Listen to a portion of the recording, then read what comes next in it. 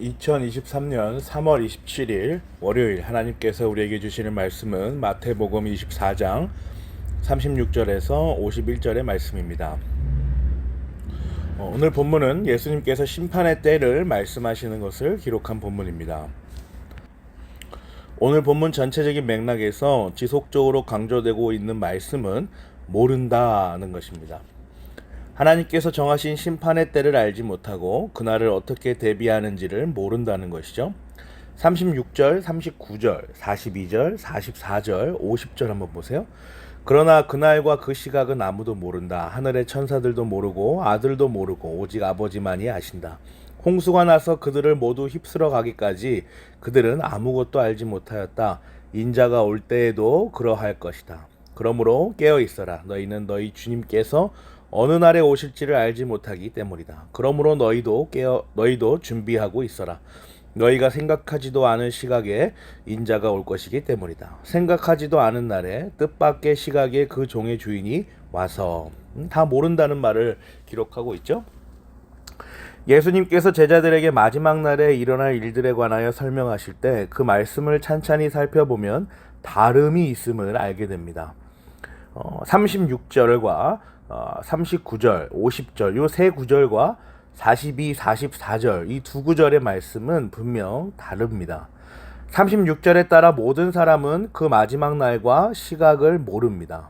이 점에 같아서는 이 두 개로 나눈 구절들이 같지요. 다르지 않습니다. 36, 39, 50과 42, 44 이 두 맥락 안에서 모든 사람은 그 마지막 날과 시각을 모르는 것이죠. 이 점에선 같아요. 그러나 36, 39, 50절에 사람들이 모른다는 것과 42, 44절에 너희가 모른다는 것은 좀 다른 모름입니다. 무엇이 다릅니까? 바로 예수님께서 그 모름을 견디는 방법을 42, 44에는 알려주셨다는 것이죠. 42절에 따라 예수님은 제자들에게 말씀하십니다. 깨어 있어라. 그죠? 또 44절에 따라 예수님께서는 제자들에게 말씀하시죠. 준비하고 있어라. 그리고 그 큰 맥락에서 이 마지막 날에 관하여 말씀하시는 대상은 예수님이 말씀하시는 대상은 예수님을 따르는 제자들입니다. 무엇을 교훈해 줍니까? 바로 이 말씀이 하나님께서 영원전 택하심에 근거한 자들을 위하여 하신 말씀이라는 것을 알 수가 있죠. 그들에게만 유효한 말씀이라는 사실을 교훈하여 주고 있는 것입니다. 홍수 심판을 예로 드신 말씀을 한번 보세요. 홍수 이전 시대에 노아가 방주에 들어가는 날까지 38, 39절입니다. 사람들은 먹고 마시고 장가가고 시집가며 지냈다. 홍수가 나서 그들을 모두 휩쓸어 가기까지 그들은 아무것도 알지 못하였다. 인자가 올 때에도 그러할 것이다. 홍수 이전에 홍수 심판의 대상이 된 사람들은 홍수가 날 때까지 홍수가 심판인지도 모르고 지냈습니다. 아무것도 알지 못한 상태로 홍수라는 심판을 맞이했던 것이죠. 43절 보세요. 이것을 명심하여라. 집주인이 도둑이 밤 몇 시에 올지 알고 있으면 그는 깨어 있어서 도둑이 집을 뚫고 들어오도록 내버려 두지 않았을 것이다. 이 도둑의 예는 더 구체적입니다. 도둑이 들이닥쳐 피해를 입은 사람들은 도둑이 와서 자신의 것을 훔쳐간다는 그러한 인지조차 하지 못한 상태로 있는 상태입니다. 도둑이라는 개념, 피해라는 개념 자체가 없던 사람들이죠. 그래서 도둑이 올지도 모른다는 생각을 조금이라도 하였다면 이라고 말씀하시며 미리 준비할 것을 강조하시죠. 아무것도 모르는 상태에 있지 말고 깨어있고 준비하라 라는 말씀인 것입니다. 사랑하는 고향제일교회 성도 여러분, 예수님께서 제자들에게 두 가지 직접적인 교훈을 하십니다. 깨어 있어라, 준비하고 있어라. 이 두 가지 직접적인 교훈은 두 가지 측면의 교훈을 오늘날 우리에게 전달해 줍니다. 영적으로 깨어서 하나님의 심판, 예수 그리스도께서 다시 오시는 재림의 날, 그날을 묵상하라 라는 강한 권면입니다. 또 영적으로만 깨어서 가만히 있는 것이 아니라 실제로 삶에서 그 영적인 내용들을 준비하라는 강한 권면입니다.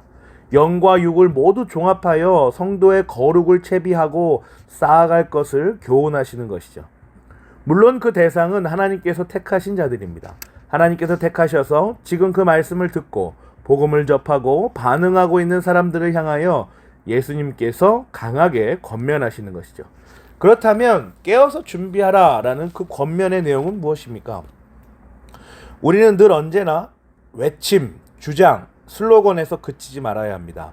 늘 언제나 그 슬로건과 외침과 주장에 대한 내용을 가지고 있어야 하는 것이죠. 우리가 믿고 고백하는 것이 우리는 믿는다, 우리는 고백한다, 그래서 우리는 따른다 해서 그치는 것이 아니라 무엇을 어떻게 믿고 고백하며 따르는지를 분명하고 알고 있는 우리의 신앙은 더욱 구체적으로 우리의 삶에 드러나 우리의 삶을 주도합니다. 확신과 함께 따르는 지식이 있어야 하는 것이죠. 45절, 47절에 그 내용이 기록되어 있습니다. 누가 신실하고 슬기로운 종이겠느냐? 주인이 그에게 자기 집 하인들을 통솔하게 하고 제때 양식을 내주라고 맡겼으면 그는 어떻게 해야 하겠느냐? 주인이 돌아와서 볼 때에 그렇게 하고 있는 그 종은 복이 있다. 내가 진정으로 너희에게 말한다. 주인은 자기 모든 재산을 그에게 맡길 것이다. 슬기로운 종, 거룩한 종, 주인이신 하나님의 말씀을 진정으로 사모하며 듣는 성도는 어떤 성도입니까? 슬기로운 종이며 거룩한 종이며 하나님의 말씀을 사모하며 듣는 성도는 어떤 성도냐라는 것이죠. 마지막 날을 향하여 영적으로 깨어 있으며 육적으로 준비하고 있는 종 아니겠습니까? 그 내용은 자기 집 하인들을 통솔하고 제때 양식을 내어주는 일을 게을리하지 않는 종입니다. 말씀에 따라 이렇게 구체적으로 우리가 볼 수 있죠. 하나님께서 에덴에서 아담에게 맡기신 그 사명, 그 청지기적 소명들을 자신의 삶 속에서 드러내고 꺼내어 보며 확인하며 나아가 그 자리에 서 있는 종입니다. 하나님께서 창조하신 이후에 간섭하시는 그 크신 섭리 아래 모든 창조물들, 피조된 온 우주를 통솔하는 것이에요. 창조주 하나님께서 직접 맡기신 관리인의 역할을 충실하게 감당하는 것입니다. 아끼고 보살피며 다스려야 합니다. 또 때에 맞는 열매를 맺도록 양식도 제공해 주어야 합니다. 그것을 제공하기가 부족하다면 오늘 말씀처럼 자기 것을 내어서라도 그 창조물들을 살려내야 합니다. 그들이 열매를 맺도록 자신이 썩어져가는 밀알 한 톨이 되어야 하는 것입니다. 이것이 바로 하나님께서 우리에게 주신 이중계명, 하나님을 사랑하는 것이고 이웃을 사랑하는 것입니다. 옆집 사람, 위에 집 사람만이 이웃이 아닙니다. 하나님께서 우리에게 보여주시고 맡겨주신 이 세상 모든 피조물들이 우리의 이웃입니다.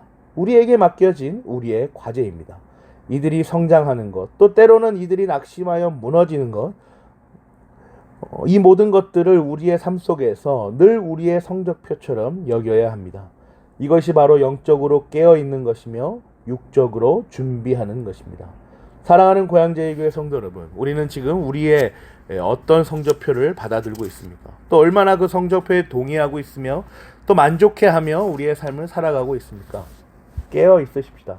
준비하여 보십시다. 하나님께서 우리에게 베푸신 은혜와 함께 우리에게 맡겨진 우리의 당면한 과제들을 하나씩 설명하며 해설하여 내보십시다. 그럴 때에 우리의 영혼은 깨어날 것이며 우리의 육신은 언제나 준비된 상태로 있어야 할 자리에 충실하게 서 있을 것입니다. 이것이 종말을 대하는 거룩한 주의 백성들이 갖춰야 하는 복된 영광의 자리입니다.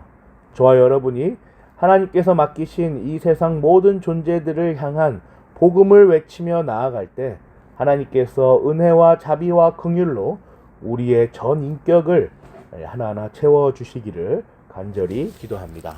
아멘.